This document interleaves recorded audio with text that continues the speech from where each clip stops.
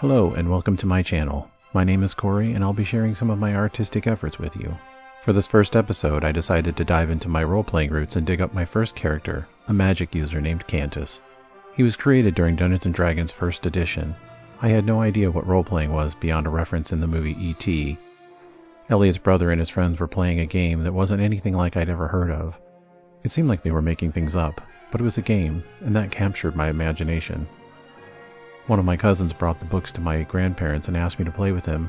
They advised against a magic user because they're difficult to learn, but I was really inspired by people using magic in films like Dragon Slayer and Excalibur and couldn't wait to start doing magical things.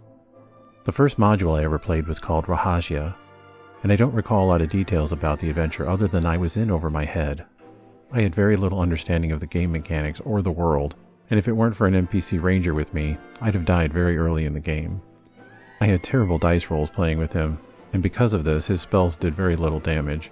His ineptitude became something of a joke that we laughed about as time went on. Sadly, Cantis didn't survive his inaugural D&D adventure. He levitated himself through what he thought was a magical portal, but it was actually a magical trap that turned him into a statue of pure platinum. That is not the scene I chose to immortalize, however. One of the more memorable encounters was in a crypt with skeletons, a fight that he almost only died in. I didn't discard him after his death, I just kept using him in games for a while, and in time, I had better luck with him. This picture of him was kind of an experiment, one that I have mixed feelings about. I used a number of different mediums, including markers, colored pencils, inks, and watercolors, as well as gel pens, and there's a couple of times that I really wanted to quit and start something else, but I find that you can learn a lot if you just force yourself to finish something. It's not exactly what I had envisioned, but I'm not unhappy with the final product. I hope you enjoyed this, and if you're a role player, let me know what game you cut your teeth on.